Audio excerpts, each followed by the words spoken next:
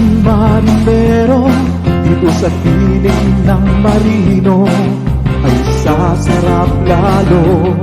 Timpla ng araw mo, makabuluhang konsepto ang tinatalakay dito para sa kaayusan at kaunlaran ng mga magiging ng marino.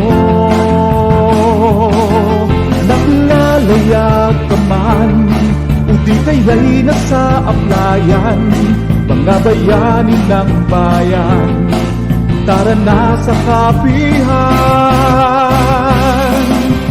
Tumutulong sa kagawaran, mga hari ng karagat.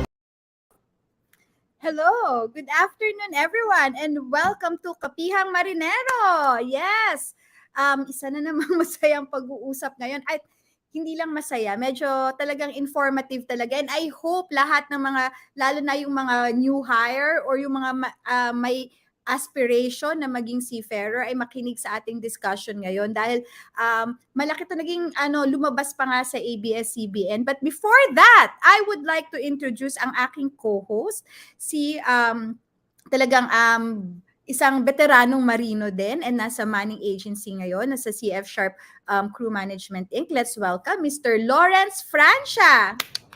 Hi Arian, good afternoon to everyone. Hindi ako tawag dito veterano, hindi pa kasi ako senior citizen. Anyway, good afternoon sa lahat po ng sumusubaybay sa Kapihang Marinero at napakaganda po ng ating topic ngayon at very timely at informative ang ating magiging topic ngayon. Kasama natin si Miss Arian at isang guest natin. At get well po kay Captain Bert at miss na namin si Captain Flores at hopefully si Chief Engineer maka-join sa atin. Okay, yes. Magandang hapon. Magandang hapon. Actually, Lawrence, talagang this is very timely kasi involved kayo. But before, let's introduce our guest. Siyempre, ang poging-poging CEO ng CF Sharp Crew Management. Let's welcome Mr. Miguel Rocha. Good afternoon, sir. Good afternoon. Hi, good afternoon, Arian and Lawrence. It's so nice to be here today. I know I have some big shoes to fill with your normal hosts, but I'm really happy to be here to talk about a very, very important topic today. Yes, Mr. Rocha and Lawrence, because CF Sharp was mentioned in this article, some articles that came out last week regarding illegal recruitment. And of course, I've been receiving messages from seafarers. Yung common na is pag yung seafarer parang may isa nagsabi nagagalit siya kasi he went through the proper process. So he looks at it as parang yung seafarers na nagbayad or yung applicants na nagbayad were trying to make kumbaga manglamang kaya sila nagbayad. But before we continue on that, can you tell us more about what happened? All right, I will start on that. In fact, this is not new to us dito sa CF Sharp. No? We've been we caught actually couple or 3 of them already na gumawa nitong illegal recruitment. They have the same pattern ng kanilang panloloko sa tao. Yung nangyari doon sa illegal recruiter na to, yung recent lang, ito na ata ang pinakamalaking nakapanloko ng mga seafarer. Ito yung sa Lumban, Laguna. We were invited by the a counselor at saka yung police para i-verify kung talagang empleyado namin to. And we went there at may mga binigay nga sa aming mga information yung itong crew na to. The same pattern. Ang masakit nito, ang daming pumatol doon sa kanyang panloloko. In-involve niya ang opisina kasi napakadaling sabihin na alam mo yun, meron tayong kakilala sa ganitong manning agency. Basta ibigay nyo sa akin yung resume ninyo, magbabayad tayo ng ganito, may kakilala ako dyan. And then suddenly, nakakuha siya ng ganung ganung kalaking pera. Biro mo, 150,000 to 200,000 ang hiningi niya. And it's very sad na hindi lang, at saka nasabi niya doon during aming pag-uusap na siya daw ay connected sa isang training center, which is hindi. Nasabi niya yung training center eh. Allowed daw magsabi ng training center dito, Arian? Yeah, I mean, nasa news naman, di ba? Sabi niya, sa Far East daw, nagre-refer daw siya ng mga trainees at tapos sasabihin niya sa CF Shop may opening, may kakilala ako doon, ganyan-ganyan. Tapos, naniniwala yung tao kasi may nakakaalis. And then, nung verify namin yung names ng mga tao, qualified yung mga tao. Kaya siguro nakapasok, nakaalis, qualified eh. They met the minimum hiring criteria namin. Kasi, sinamantala nila yung job fair noon. So, yung job fair, open house kasi yan kahit sa ang manning agency, open house. Nagpasa yung mga tao, pumunta yung mga tao, nagtumaan sa tamang proseso, at nakaalis. Sabihin natin, nag-start daw siya 2021. May nakaalis naman talaga at they are qualified kasi bukod sa CF Sharp, mayroong process yan ng approval ng ating principal. So, at sa US visa, dumaan sila sa US Embassy eh. The embassy reviewed their qualification. Tama naman. Kaya lang, ang lumalabas, siya ang nagpapaalis. Alam mo yun, yun ang naging basis nila doon sa panluloko niya. Yes. Thank you, Lawrence. Mr. Rocha, how about you? Like, from your point of view, I mean, this is also very disturbing. Using your company to recruit people illegally. Well, what most people don't realize is that illegal recruitment is not simply when you take money from an applicant. Actually, illegal recruitment is anybody that is not a licensed manning agency or even a licensed manning agency that recruits outside their premises without proper authority. So if you happen to be one of these people who might be referring friends, oh, I hear that there's a job at CF Sharp, you should go there and apply. Technically, that is illegal recruitment because you're not a licensed manning agent, you're not authorized to recruit for these jobs, and you should not be referring people. So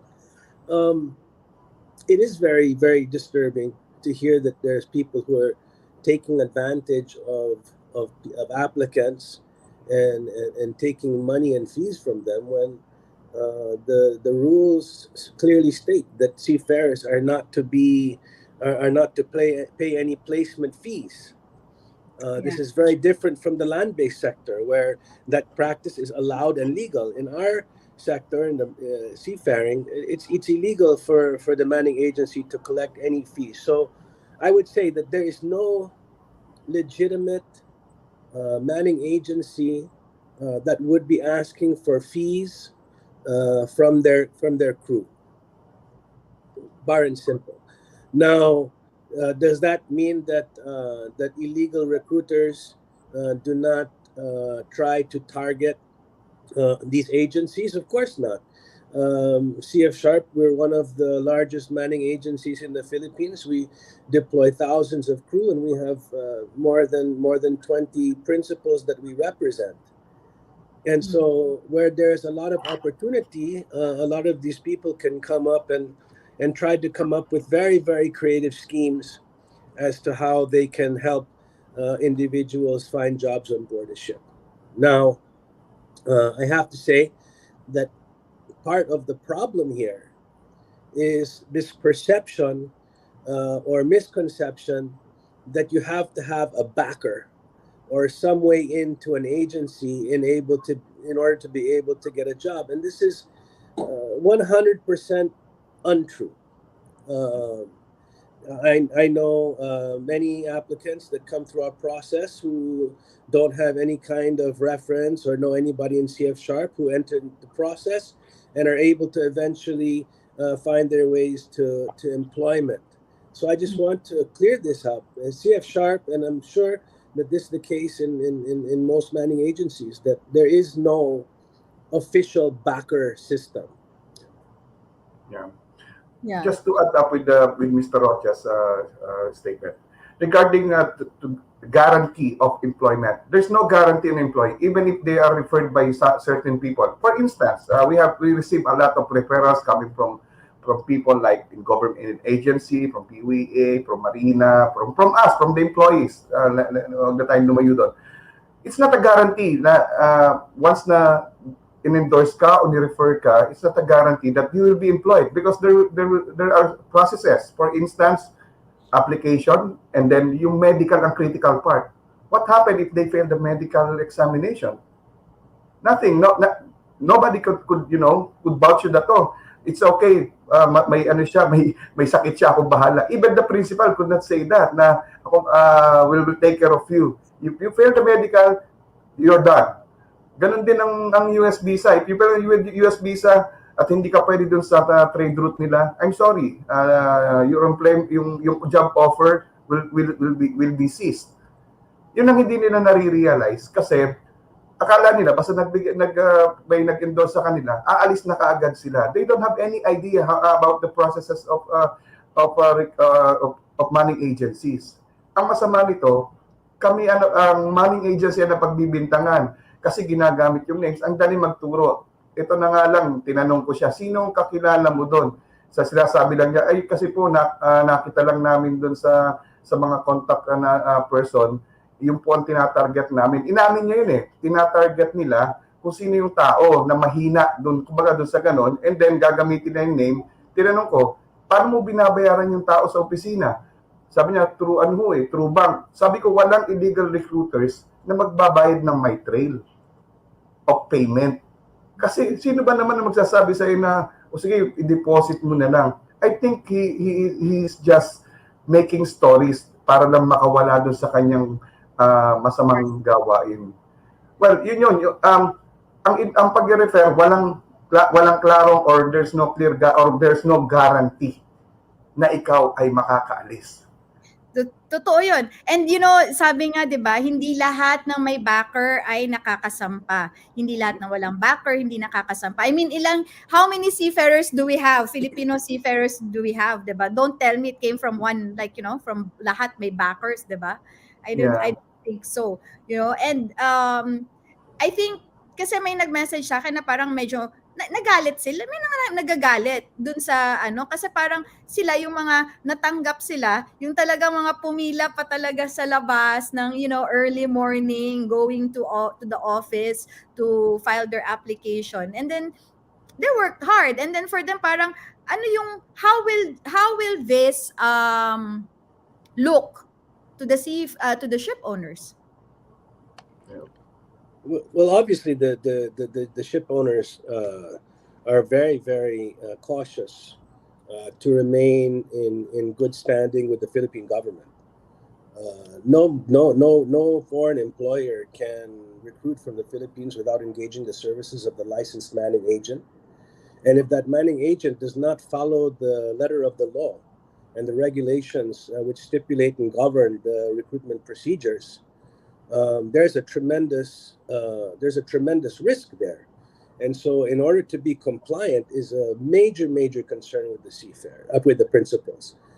Addition to that, no principal wants to be employing somebody who may not be qualified for the job, because that creates tremendous risk and liability on board the ship. Regardless of whether you're a deck and engine crew or a hospitality crew, life on board the ship is dangerous. Yeah. And it's something that requires, at the very least, a certain skill set and training and ability. So if people are not meeting those qualifications, then that's something that the principals are very concerned with, which is why we do our very utmost to make sure to screen and vet the qualifications of all our applicants as they come in. Another thing I would just like to say, in the majority of the illegal recruitment cases that we've uncovered, especially the ones that fall outside of our company, where most do, people like to represent themselves as agents of our agency and tell people that they are helping them, when in fact, a lot of time it's just the story. They're not really helping the seafarer in any way. They just know that the process to submit people and they may be able to help guide them through. But the reality is that there's nobody in our company, there's nobody in CF Sharp, and I think this is probably the case with other agencies as well. I don't have the power to place somebody on board a ship. Yeah. I cannot just arbitrarily take somebody from an applicant that comes in off the street and say, I'm going to choose you to work on this ship, and I will then hire him and place him. I, as the president and CEO of CF Sharp, do not have that kind of authority.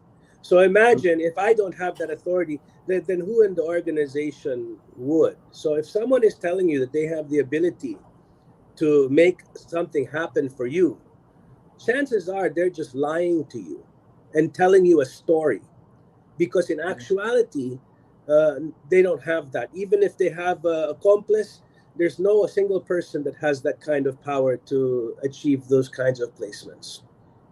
It's true, sir. Kaya, there was one time, for instance, somebody came to my office and he said that he failed on medical, sir.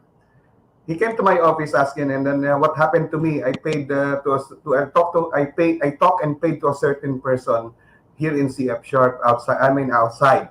Said, what's the name of the person? Tinanong ko siya. Lawrence Francia. Oh, really? I was surprised. He came to my office. Sabi, Lawrence Francia. Really? Sabi, do you know the guy? Yes, sir. Kilala ko po siya. So, anong itsura niya?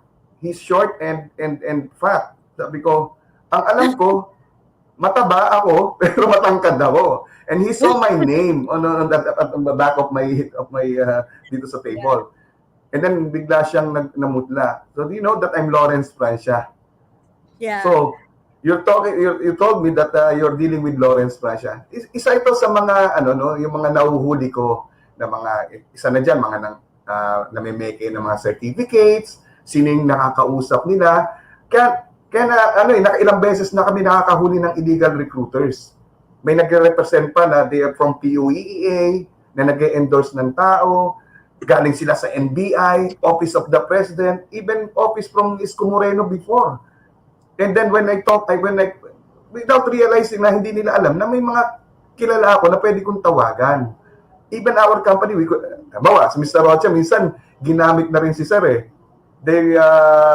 Sinabi nila na they were endorsed by Mr. Rocha. And then, of course, I have to call his secretary and then verify if they are indeed referred by Sir.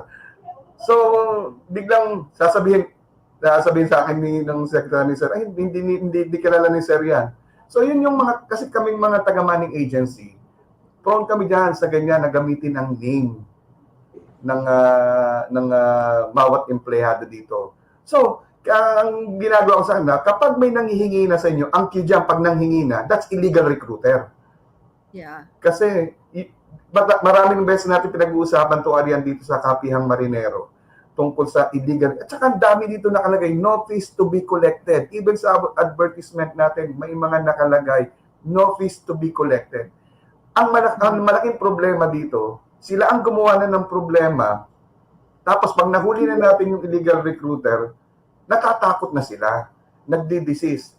Just to update you lang, itong nahuli natin sa Lumban, ano siya, pinakawalan na, pinalabas na. Bakit? Naipag-settle siya dun sa mga nag-complain. Ang masama nito, alam na ng court, alam na ng mga pulis na talagang inamin niya kasi binalik niya yung bayad eh. Binalik daw yung bayad. So talagang nag-recruit siya at sa kanya nagbabayad. Yun ang pinakamasakit na part sa amin. Sayang yung effort namin ni attorney, tapos yung punta namin sa Lumban, and then suddenly, ganun lang pala. Paano naman yung ibang taong nabiktima nito? Nabiktima. Yeah. Totoo yan. Actually, that's the reason. You know, kung walang magrereklamo, walang kasi hindi pwedeng yung manning agency yung magreklamo. Pero actually, dapat meron, di ba? Hindi ba pwede yun? Like, can't you sue that illegal recruiter for like, misrepresentation or maliciously using the name of your company? No, actually we can't, and this is one of the biggest challenges that we face, because in the cases of these illegal recruitment activities, it's not considered that the manning agent or the principal are the victims. It's perceived that the seafarers are the victims. And so therefore, they're the only ones that have the legal right to file a claim or case against these illegal recruiters. And in many cases, when we do catch somebody and we are able to find seafarers who are willing to prosecute or file charges against them, oftentimes they are refunded their money and withdraw their cases. So the manning agent doesn't have any kind of real recourse against these individuals. But it seems to me as though part of the problem is, I think, in the culture of the belief that we need a fixer for everything. Yeah. Even to go and do something as simple as getting your driver's license or something, you can always find a fixer. And people believe that if they use a fixer, they're willing to pay just to circumvent the bureaucracy. And even though I'm sitting here telling everybody that you don't need a backer to come into CF Sharp and to apply for a job and get a job, I'm sure that there's plenty of people who are looking for someone that can help to get that process more quickly, or to ensure that they have some sort of inside track. The truth of the matter is that there are times when somebody knows somebody within the organization. Somebody knows one of our people in our company, and so therefore they make a recommendation. Now, is that going to guarantee anybody a job? No, it won't. And our stand is that if we have two candidates and they're equally the same, equally qualified, then maybe we go with the one that's referral, because that's an increased background check that we have. It's an additional reference, because we do background checks on all the applicants to see what kind of character they have. So if somebody that we know is giving a vouching for moral character, then that might be able to nod them in their favor. But it should never place somebody above another person who is more qualified than that. Right. Yeah, that is so true. It's also That's true. unfair. It's like just because you know someone. But before we continue, can we say hi to our viewers? Hi Diggs! Kamusta na imong papa? Praying for him, Diggs. Hi Marino PH, good afternoon. And hello Ranulfo, maayong hapon nimo diha Ranulfo. Magkita ta sa Cebu karong next week kay moadto mig Cebu na activity ang mga seafarers wives. Hi Ren. Hi Glenn. Oh no, kita yan. Hi friends. Dapat sabihin ko, hi friends. Yes, and sa mga viewers sa ngayong Friday Marino PH at 4 o'clock. Diba? So, let's continue kasi there's a question sent through PM. Sabi, malaki ba ang matutulong ng Seafarers Protection Act para mawala ang ambulance chasers? O may mga makakalusot pa din talaga? Ambulance chasers, ito yung mga nag-aabang doon sa mga may mga cases, right? Yes. Tama, no? Oo. Maaring may makalusot, maaring may mag-prosecute dun sa anong yan. In fact, they are out there. Yun ang kanilang trabaho, yun ang business nila. We cannot say that, pero malaki ang magagawa ng Seafarers Protection Act. Yung nakapasa na sa Congress yan, I believe, dun sa ambulance chase lawyers na yan.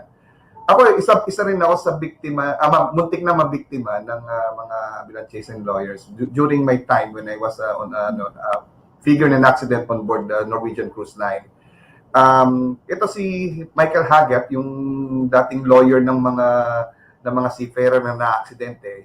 Naghahanap talaga yan ng mga Filipino na kakausapin nila. Kino-convince niya ako noon to sue Norwegian Cruise Line. I figured an accident kasi on board. Then I said, why do I have to do that? Kasi they are paying me, they paid me naman. At ganda naman ng pagtrato sa akin ng NCL. And then may tumawag na rin sa akin noon na mga lawyers na malaki makukuha mo 5 million without realizing na, kasi nakakuha na ako ng background yan. Hindi na-realize itong mga nabibigtan ng mga ambulance chase lawyers na to na hindi yung crew ang makikinabang dito kung hindi yung mga lawyers. Kasi papautangin ka niyan, bibigyan ka, o sige, bigyan muna kita ng ng mga 100,000, 200,000. Pag nanalo ka na, marirealize mo, karampot na lang makukuha mong doon sa award sa iyo kung mananalo ka sa case. Kaya mag-ingat kayo sa mga kakausapin ninyo na sasabihin na maraming mabibigay sa inyo, malaki ang makukuha. Ingat kayo, baka mamukan-mukan nyo, kayo pa may utang. That's true. Actually, that's true because there's a case, I think that was in Cargo Safeway. At open naman kasi they always talk about it na the seafarer was nag-file siya ng false disability claim and then na-overturn. So now, yung seafarer yung magbabayad nung halaga, yung buong halaga. So the whole amount will be paid for the seafarer. But then apparently he only got, so kung halimbawa lang example 7 million, he only got 2 million. This is the problem with the Seafarer Protection Act or what's called the Anti-Ambulance Chasing Law. It basically stipulates that the lawyers are not allowed to take more than a 10% of settlement in fees. Yeah. But it would require a seafarer to turn around and try to sue their own lawyer in order to make this law take effect. And to date, there has not yet been one single example of a seafarer who is trying to sue their attorney. And I can understand why. Number one, all the evidence would be with the lawyer. So even to try to do so would be a dangerous and futile effort. Ambulance chasing or this idea of seafarers' claims. It's not a matter of ship owners that are trying to get away from paying seafarers what they are due based on their disability gradings. What makes one of these cases fraudulent is when they take an injury, like say maybe a broken finger or something like this, which would only have a very low disability grading, but then they promote this as a full and permanent disability. In other words, the person is not able to work anymore. And so the maximum benefits for those, especially if you're sailing with a CBA, can be in the hundreds of thousands of dollars. Yeah. And this is where the illegal practice is really hurting the industry, because by and large, most seafarers are honest people who just want to do their job and get paid what their rightful wage is. But it only takes a very few people who succumb to greed. Yeah. Because I know if I have a broken fingertip, I'm not fully and permanently disabled, right? That's true. So if you know that you are claiming that your injury is something that it's not, then you are being as dishonest as the lawyer. Yeah, that's true. Yeah, I think that it's also not right to just remove accountability of the seafarers. Because there are people like, like I personally, and don't get me wrong, okay? So parang for me, it's like, you cannot say na ambulance chasers lang or the arbiters or whoever, because yung seafarer was part of it. If without the seafarer, hindi magkakaroon ng kaso kasi kailangan din nilang mag-file, di ba? So may comment na si Reno Bolivar. Sabi, ambulance chasers are just middlemen. The real culprits are those granting the unscrupulous decisions. Who? The arbiters. No unwarranted decisions, no ambulance chasers. Seafarers are just victims, no sanctions. Victims of medical clinics, victim of ambulance chasers, victims of our dirty system. Kung wala mga yan, wala namang mabibiktimang seafarers. I beg to disagree na sasabihin lang middleman lang ang ambulance chase lawyers. No, they are not. Sila ang nambibiktima sa mga kawawang seafarer na naaksidente. I beg to disagree. Kasi hindi naman mapupunta yan sa court kung walang mag-i-initiate sa kanila o magdemanda ka. Sila ang nag-i-influence na gawin ng bagay dahil may interest sila dun sa gustong gawin ng seafarer. Actually, doon nga lang yan sa isang medical clinic, lumapit yung lawyer, sasabihin, oh, narinig ko, meron ka palang kaso meron na-accident ka pala on board. Mag-file ka ng kaso, makakuha ka ng mga 5 million dyan, mga 10 million. Sisilawin. Hindi sila middleman. Kung talagang real lawyer sila magre-represent. Hindi nila i-encourage na alam nila tapos ang gagawin pa itong sinasabi ko dyan yung mga lawyer na nanamantala, na kukunan nila ng pera din. Walang pinagkaiba sa illegal recruiters yan eh. Biro mo, yes sir. These are syndicates. Yes. These are syndicates and groups of individuals who are conniving and colluding to create these types of injustices. And so I don't believe in isolating any one or the other. I think all the ambulance chasers, the lawyers, to the arbiters, to the medical clinics, to the seafarers, all have a part to play. And the worst of it is, and you talk about the victims as the seafarer, the one who's filing the claim and who might be getting taken advantage of. The real victims in this are all of the hardworking, honest, and loyal Filipino seafarers who have lost their jobs for no other reason than the ship owners have gotten tired and fed up of being extorted and robbed blind by these syndicates. So I know that there were 3 cases for one of our previous principals that were filed within 1 year that amounted to more than $1 million in settlement and claims from the employer. And that employer decided to take all of their 48 ships and remove every single Filipino from those 48 ships. Okay? In that fair swoop, more than 2,500 Filipino seafarers lost their job. Not because they were incompetent, not because they didn't do their job well, not because they were lazy, not because they were injured. No, they lost it because somebody else decided to take advantage of the system, and the employer decided to leave the Philippines altogether. You know, maybe only about 10 years ago, we had more than 400,000 Filipino seafarers. Today, slightly over 200,000. Okay? Yeah. So the victims are those 200,000 Filipinos, hardworking Filipino seafarers who lost their jobs because the employers have lost confidence in the Philippine market. True. That's a tragedy. It is.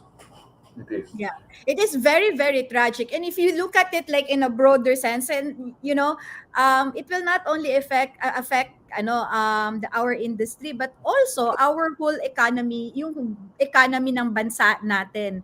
Kasi isipin mo ngayon yung mga biktima, yung 'di ba? Kakaano lang, bakit maraming pumapatol sa illegal recruiters? 'Di ba makita mo yung connection? Bakit maraming pumapatol sa illegal recruiters? Kasi mahirap nang makasampa ngayon.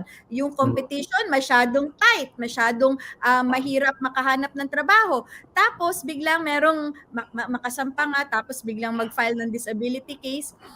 So, yung syempre yung principal, ano mangyayari? Mawawalan. So, sino ngayon mawawalan? Dalong dadami na naman ang mga aspiring seafarers na hindi makakahanap ng trabaho, at lalong lalaki na naman yung negosyo ng mga illegal recruiters. Yeah. Isn't that so? It's like we're trapped in a vicious cycle of corruption.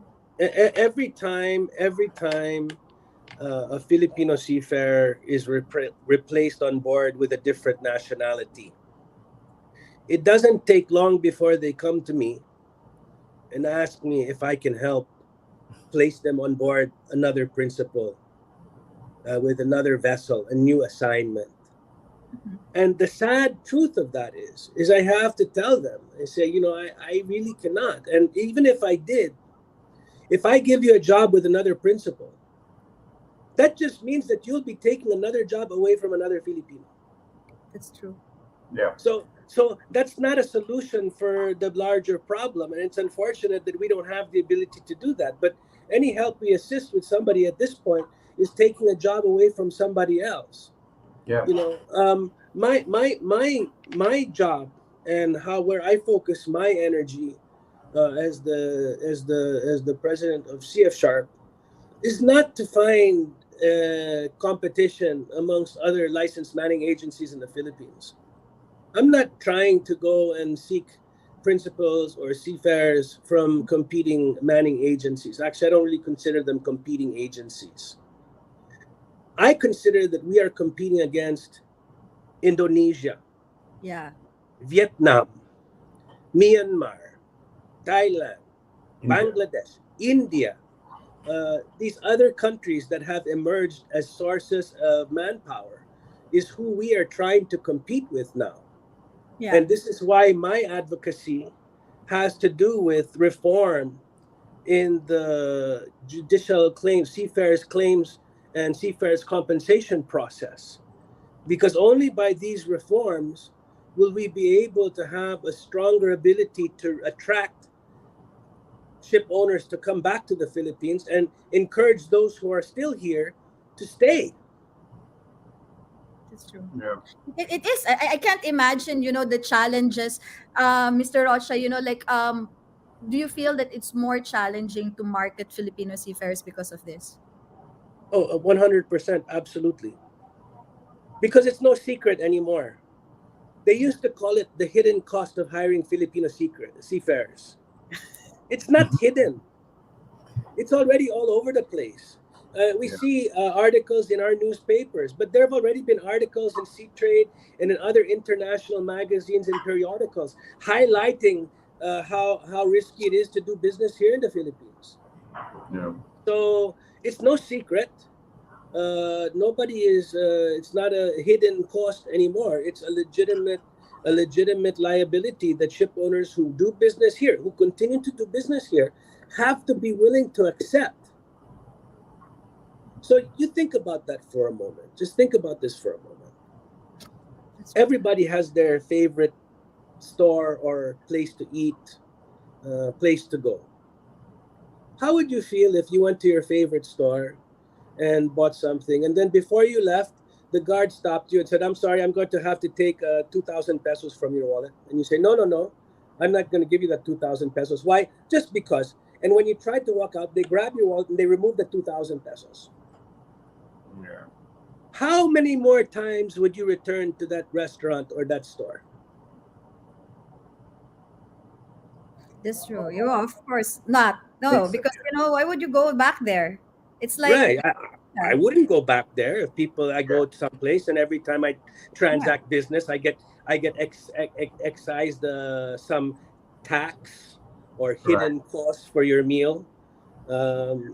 It doesn't work that way, and that's why ship owners over the last 20 years have taken their business elsewhere.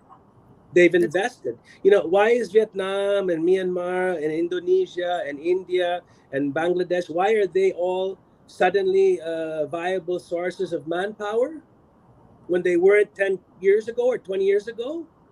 It's because the ship owners have been going there for 10 and 20 years, investing in training and development and infrastructure. And now, after all that investment, they're reaping the benefits and hiring from these other sources. And every time they do, then they're taking away jobs from hardworking Filipino seafarers.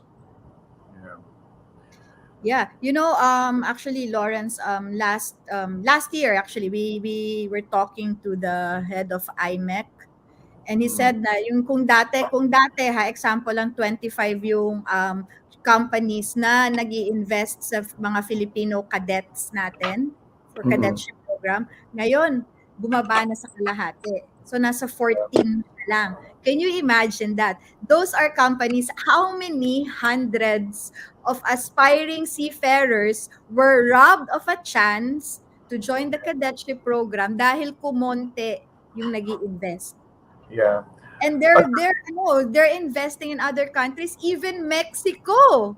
Dati Sana Mm. Mexico, Pampanga, kaso hindi Mexico.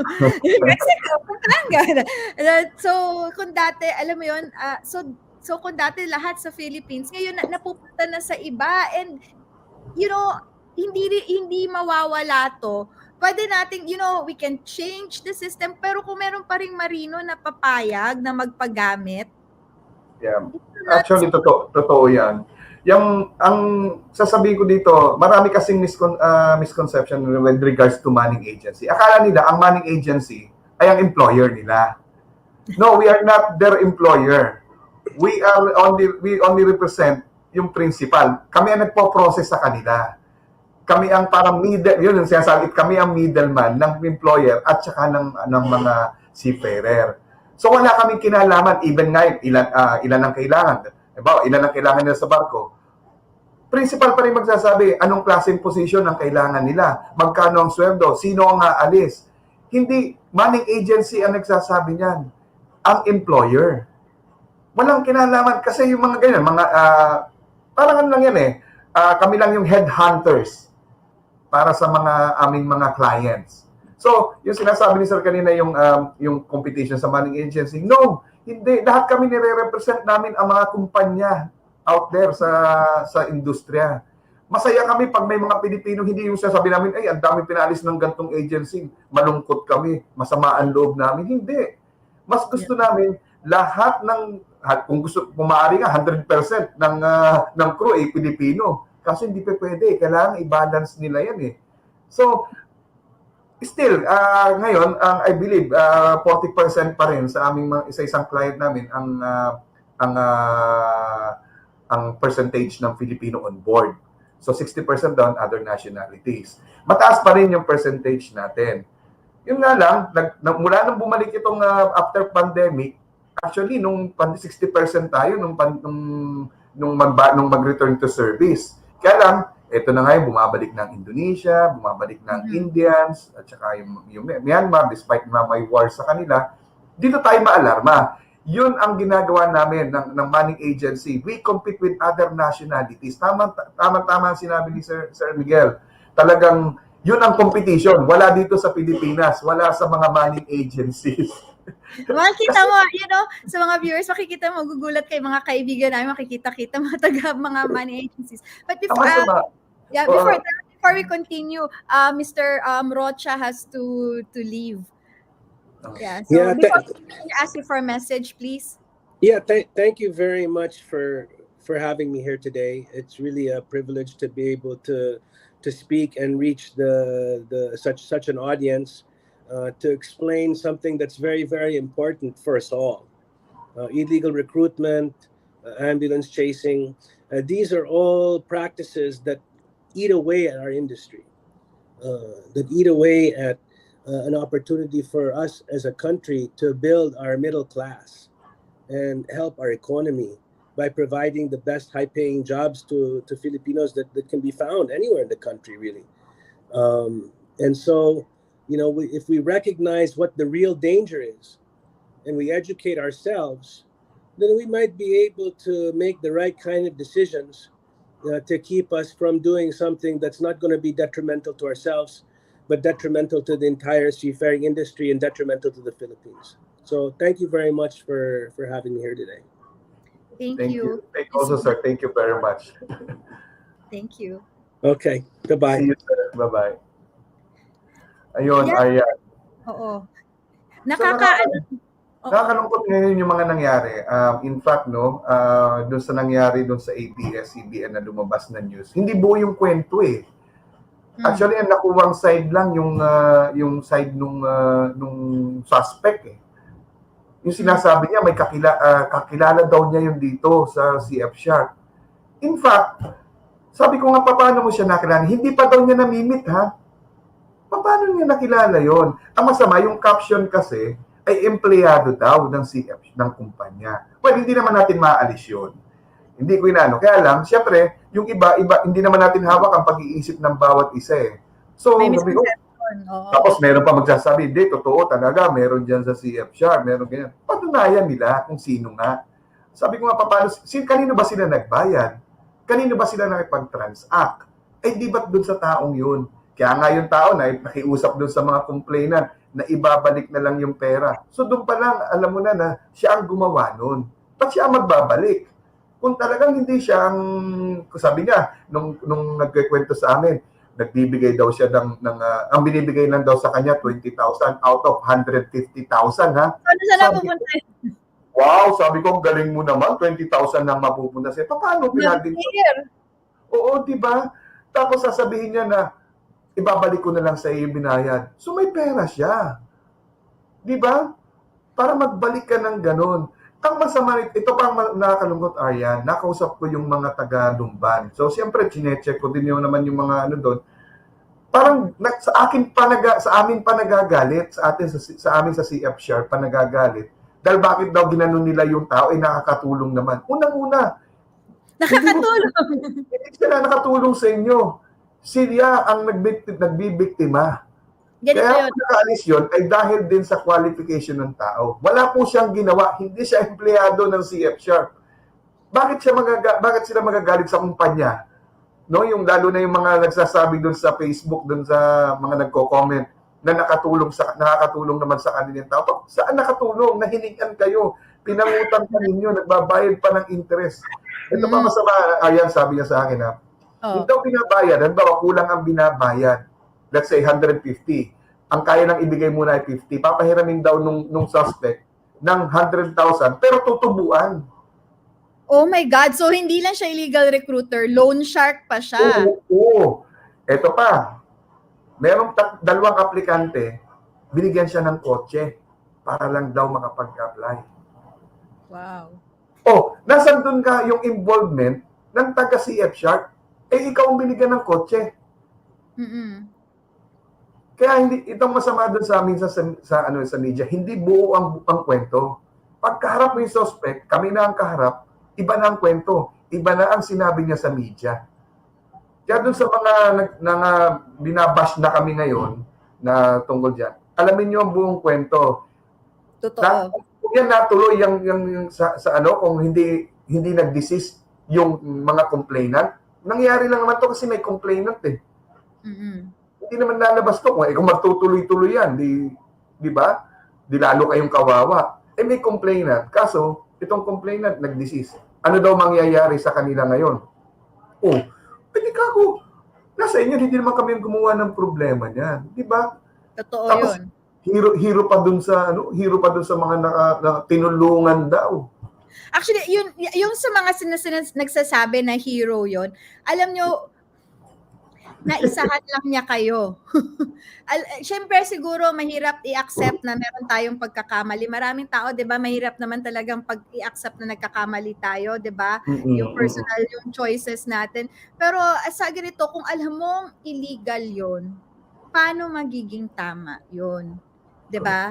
Kung nang-iisa siya na tao, alam mo kung nakasampa ka dahil nagbayad ka, hindi yun yung reason. Hindi ka nakasampa dahil nagbayad ka. Nakasampa ka dahil kwalipikado ka. Ngayon, yung iba na hindi nakasampa, paano yun? Ano na lang, goodbye na lang sa pera. Baka yun yung kaya nagreklamo kasi hindi nakasampa. So, how can that guy be a hero? Yeah. Ito pang isa, may nag-unfit sa medical. Yun sa mga nabiktima niya. Pumunta sa akin. Sir, paano kaya yun? Unfit ako sa medical. Nagbayad na ako doon sabihin na natin doon sa suspect. Sabi ko, hindi, nagbayad ka, hindi ko problema yan. Ngayon, habunin mo yung pinagbayaran mo. Unang-una, wala ka naman dapat bayaran dito sa CF Sharp. Tinignan ko ang file niya, qualified ka naman. Ba't ka nagbayad? Qualified ka naman. Kasi po para mapadali, hindi mapapadali. Ayan, nangyari sa inyo yun. Unfit ka sa medical. Sir, kasi sabi niya, wala na daw pong balikan yung pera. Hindi ko na problema. Ngayon, ba't ka sa CF Sharp magtatanong? Magtanong ka doon sa nagbiktima sa'yo. Wag sa CF Sharp magkano kasi wala namang connection yung CF Sharp doon sa ginagawa nung nilapitan mo. So yung ganito yun, walang alam yung kumpanya tungkol sa kung anumang transaksyon meron kayo nung illegal recruiter. So walang Ay, alam hindi. yung kumpanya. Nun, hindi parang unfair naman kung si F Sharp yung pag bigyan mo na lang ako ng trabaho kasi nabiktima ako ng illegal recruiter. Mali din yun. Laylo, may comment si May Adam na windang kami noong napanood namin sa news namin naglalakad daw na konektado ng CF. Nasabi ko tuloy kaya pala ngayon wala pa kami kasi baka oh my God kami! Pero buti na lang huli ang illegal. Oo, talaga, May. Kasi talagang wag na wag magbabayad, please. Yan, isipin mo yan, Arian, yung statement niyang yun. Daw, di ba meron na kagad silang conclusion, meron na kagad silang sinabi sa CF Shop. Paki-flash mo ulit yung Arian, yung kanyang comment. Yan, naglalakad daw na konektado sa CF Shop. Di ba? Tapos sasabihin niya, baka dahil wala pa daw silang JD. No. Katulad nga ng sinabi namin, may procedure tayo sa pag-a-apply. Hindi ko mo nakapasa rin kasama mo, ikaw hindi ka nakapasa. Hindi kami nagdi-decide. Ang employer ang nagdi-decide ng lahat. Kaya, yung nangyari yan, yung lumabas sa TV, kasi yung caption doon ang naging problema, Arian. Yung sinasabi nilang empleyado, iniimbestigahan na rin. Sabi ko, paano nagkaroon? Kasi yun ang nabanggit. Hindi naman nagtanong ang ABS-CBN tungkol sa amin sa CF Shop Dapat, yung kung ano yung statement nung isa, dapat tinanong muna niya kami. Sino ba yung sinasabi niya? Maring, pwede So, naman magsabi. Walang side ng CF Sharp dun sa interview ng ABS? Wala kasi, ang nangyari, naunang na-interview si attorney bago yung suspect. Kasi sa amin na, pumunta lang naman kami doon to verify. Hindi kami pumunta doon para mag-file ng charges. Kami pumunta lang doon para sabihin din. Tapos para alamin din, actually para alamin kung sino ang kung may connection siya dito sa kumpanya. May mga sinasabi siya. Maaring sabihin niya si Arian ang kanyang connection. Maaring si Lawrence ang kanyang connection. Maaring si Sir Miguel ang kanyang connection. Pwede.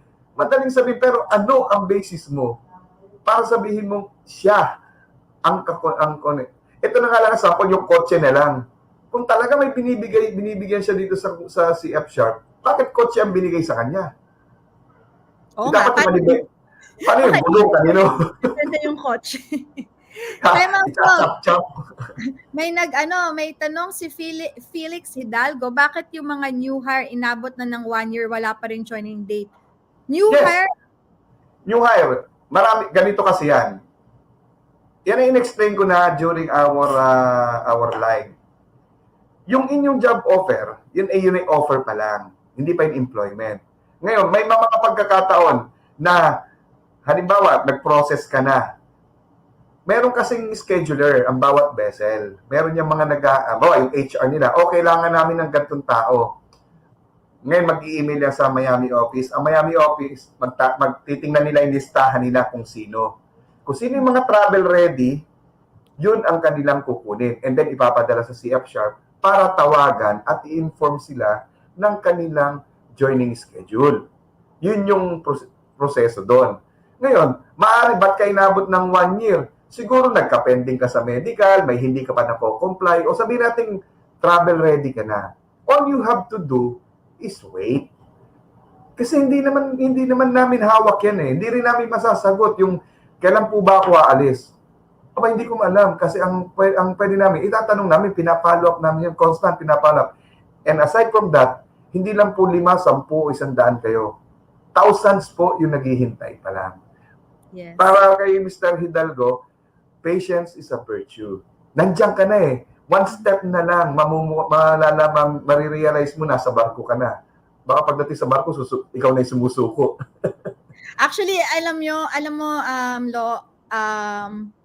yun yung naano ko kasi marami, syempre nagme-message sa DGTV na yung talagang gustong-gusto ng sumampa, gagawin lahat. Tapos pagsampa, puro reklamo, tapos gusto na kaagad bumaba dahil hindi daw kaya yung trabaho sa barko. Huwag ganun. Kasi, if pag the moment na mag-apply ka, you make a commitment then to the company and to, hindi lang yung manning agency, pati yung ibang mga kasamahan mo sa barko, masisira. Kasi pag sumampa ka sa barko, halimbawa hindi ka si Lawrence Francia, isa kang Pilipinong seafarer. Wala yung pangalan mo, kung ano yung nationality mo. So, lahat ng gagawin mo, madadama yung mga kababayan mo. Yeah. In fact, gusto nga namin makasakay kayo lahat eh. Para Oo, kumita naman kami sa CF Shop, di ba? business din naman ng money agency. Kung walang makakasakay, paano kikita ang money agency, Aber? Hindi naman binabayaran ng money agency para magpahirap. Hindi kami manghuhold ng tao, i-hold kita. Hindi. Paano kami magkakabonus kung hindi kami makapag-deploy, di ba? Exactly. Diba? Paano Baka may bonus tayo. kung hindi makakapag-deploy? Time out, tanong ni Laika Austria, totoo po wala pong bayaran ang laki ng US visa. Pero sa CF Sharp po walang binayaran. Sagot na ng CF Sharp. Actually, Laika, sagot ng iyong ship owner 'yon. Apo, hindi po sagot ng CF Sharp yan. Sagot po yan ng employer, kung sino po ang employer niyo. Like for instance, client namin, Norwegian Cruise Line. Okay? Yan po, wala po kayong babayaran anything mula sa inyong medical. Well, of course, iba yung sa medical natin ay kung may mga findings at magpapatest, kanila yon. Kanilang visa, any type of visa, wala po kayong babayaran. Airfare, wala rin po kayong babayaran sa airfare. Accommodation, wala rin po kayong babayaran sa accommodation. Pero yung pambili nyo ng burger habang nagtatravel kayo, sa inyo yun. Sa inyo yon. At wala pong bayad ang application natin, ha? Unang-una po, wala pong bayad. Libre po yan. Laika, thank you dun sa comment mo, ha. Kasi may mga nagme-message talaga, actually, na nagtatanong, magkano po ba yung bayad sa visa? Magkano yung bayad para sa guarantee letter? Ayan, prueba yung comment ni Laika na walang bayad. Kasi talagang walang bayad. At hindi lang yan sa CF Sharp. Ay, Miss Mayan, mayroon po ako i-share. May i-share po ako. Kasi may nag-message doon sa aming nung pumutok ngayon yung illegal recruiter na yun sa Lumban, Laguna. Meron nag-comment doon at meron nagpapakilala sa Facebook na mini-message yung mga nagko-comment doon sa page namin na ganito, magpadala na kayo ng gantong pera para sa US visa nyo. Nagpapakilala siyang recruitment officer dito sa CF Sharp. Basahin niyo po yung comment namin sa CF Sharp Recruitment. Nandun po yun, nandun yung picture niya, pero siyempre, ibang picture na nilagay niya, ibang pangalan niya, wala po kaming ganung empleyado. Unang-una, hindi po kami magme-message sa inyo para sabihin na may babayaran kayo. Wala pong ganung magme-message. Kung meron man po mag-message na ganyan, let me know, let us know, let the money agency know na may nagme-message sa inyo ganon. Hulihin po natin yan kung sino man yan pong mga nambibiktima sa inyo. Huwag po kayo magpabiktima kasi kami namumblema sa inyo. At kung may narinig kayo or may kakilala kayo na hinihingan ng pera, warningan nyo na yung taong yun. At least, send us a message. Tell us about it. Para medyo matrace naman. Kasi kawawa rin yung manning agency, di ba? Actually, meron akong dati na ibang manning agency, yun yung tapos walang kaalam-alam yung management. Yun na pala yung nangyayari dahil hindi nga talaga konektado sa manning agency nila yung illegal recruiter na yun. Yeah. Tama, Mark Fernandez, may procedure po. Huwag magpapaloko, di baling matagal, basta totoo. Totoo nga naman, di ba? Everything that's worth it is not easy. Yeah. Buenas tardes, Mark. Eat too. O, di ba? Spanish, sige, eat too. Yeah. So, before kasi magta-time out na tayo, imagine mo yun, pero siguro pag nasa office ako, lumalagpas naman tayo na isang oras in fairness. Lalo na pagkasama si Miguel, lagpas na isang oras, diba? So guys, before we end, can I ask you for a message para sa ating mga viewers? Ayun. In fact, nakakalungkot talaga yung nangyari. No? Again, for the fourth time na mula na dumating ako sa CF Sharp, may illegal recruiter na naman tayo nahuli. Actually, kala ko nga, sabi ko, accomplishment na naman to dahil biro mo isang masamang loob na naman ng ating nahuli. Yan pong illegal recruiter, yan po ay siyempre hindi naman yan magsasabi na legal sila. Okay? Sila po ay talagang lalapitan kayo niyan, manghihingi sa inyo kanong ano. Ang cue lang po dyan, Kapag nanghingi na ng pera, ulitin ko po, pag nanghingi na ng pera, illegal recruiter na po yan. Wala po kayong dapat bayaran dito sa kahit saang money agency, kahit saan trabaho. Wala po tayong binabayaran, particularly dito sa seafaring industry. Yung pong magbibigay kayo ng resume sa kanya, yun po ay form of illegal recruitment na. Meron po tayong on-site, online application. At kung gusto nyo, inopen na po namin ang aming walk-in. Magbigay lang po kayo. Hindi po ibig sabihin na magbigay ng resume niya, baka mayo, iba na naman ang isipin. Okay? recruithire@cfsharp.com, mag-submit lang po kayo ng resume sa amin. Ngayon, hindi po ibig sabihin nagpadala kayo at alam niyo sa sarili niyo qualified kayo, ay matatanggap kaagad kayo. Meron po kaming mga requirements na kung ilan lang ang kailangan. So yan po ay pinipili namin. May mga priority kami, may secondary priority, merong ganyan-ganyan. So syempre, ang priority namin yung pinakamalapit dun sa qualification, which is meron ng experience sa barko, may tamang dokumento, yan po ang mga priority. Pangalawa ho, ay yung mga galing dito sa land base na halimbawang tama yung kanilang experience, regardless your educational attainment. Ang kailangan po namin dito ay yung employment history nyo. Yung iba gusto mamemeke. Di ba? Kaya ang problema sa ating mga Pilipino, ito na naman po, kayo po ang nagpapabiktima. Tapos pag nabiktima kayo, iba ang sinisisi nyo. Ba't hindi nyo sisihin ang sarili nyo? Bakit kayo gumawa ng ganyang problema? Bakit kayo lumapit na alam naman ninyo na illegal recruiter yan?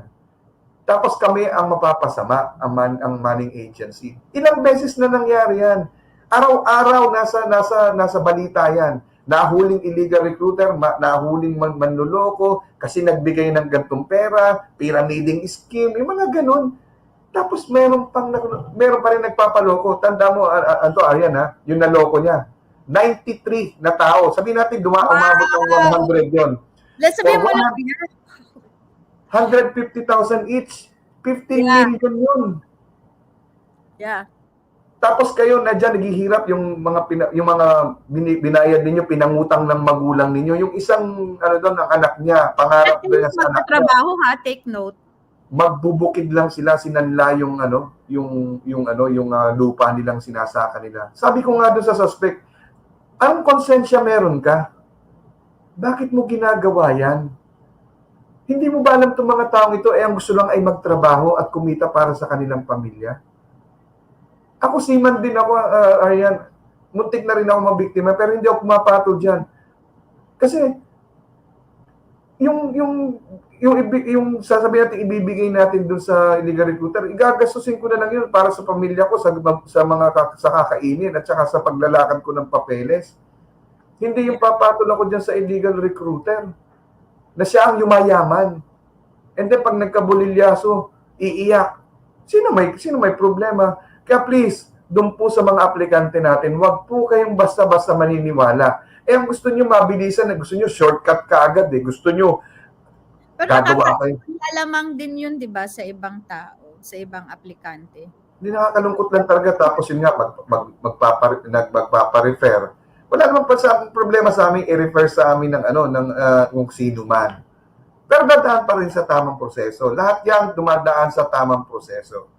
Kasi katulad nung halimbawa ng isang aplikante nga, sabihin, kasi hindi ako makakuha ng endorsement galing sa ganito. Hindi mo naman kailangan Hindi mag-walk-in ka.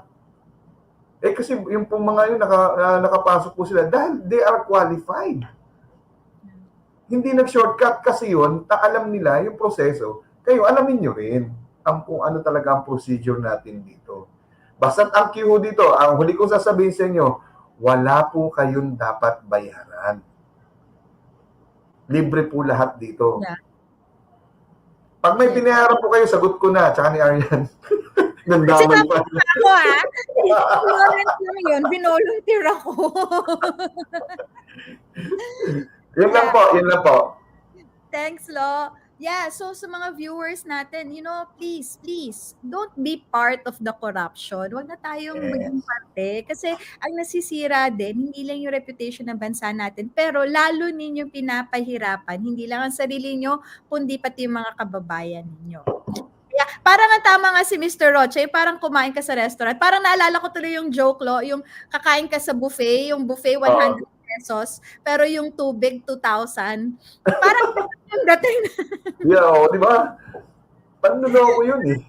parang ganun yung dating ng ano recruit at tawag doon ng ambulance chasing pati ng illegal recruiter. 'Di ba? Panglalamang. Kaya ang panglalamang sa kapwa, kung feeling mo parte ka na sa panglalamang ng ibang ng kapwa mo, then you're doing something wrong. At take note karma is digital. Kaya kaya yan, umiwas sa illegal recruiter. Don't even entertain. Pati sa ambulance chasers. Please. Di ba? Yun yung ano, parang ano na sila ngayon, naglipana talaga sila ngayon. Parang it's their time to shine. Kaya ngayon may social media na tayo. Please inform as many people as you can. Uy, may death threat na naman ako ha.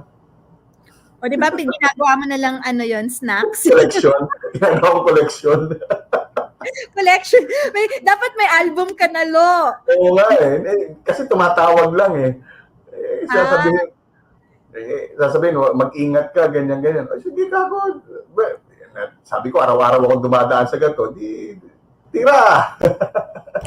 Anyway, thank you, Arian, for giving us also opportunity at para ipaliwanag din itong nangyari yung napanood nila dyan sa ABS-CBN. No? Actually, para dun sa wala namang maluloko kung wala magpapaloko, di ba? It's true. Yes, totoo 'yun. So, see you guys again next week and hopefully get well soon po Captain Sabay and Captain Flores, Chief, and see you again soon. So, Lo, ingat-ingat. See you soon. Ikaw talaga. Bye-bye. Thank you, Arian. Ingat ka rin. Bye. Bye.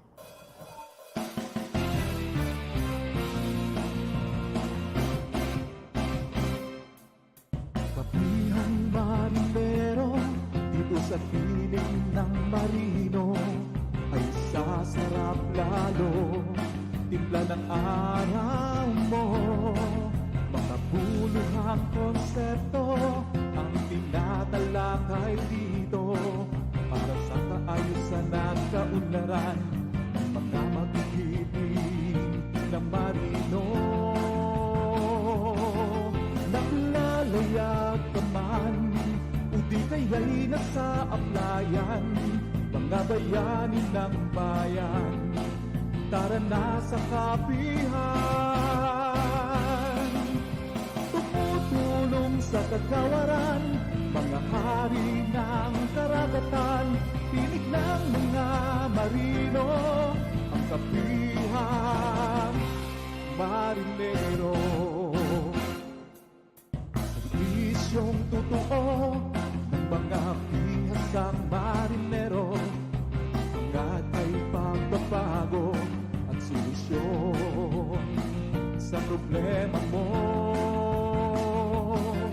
Naglalayag ka man, o di kaya'y nasa aplayan, mga bayani ng bayan, tara na sa Kapihang. Tumutulong sa kagawaran, mga hari ng karagatan, pinig ng mga marino, ang Kapihang Marinero.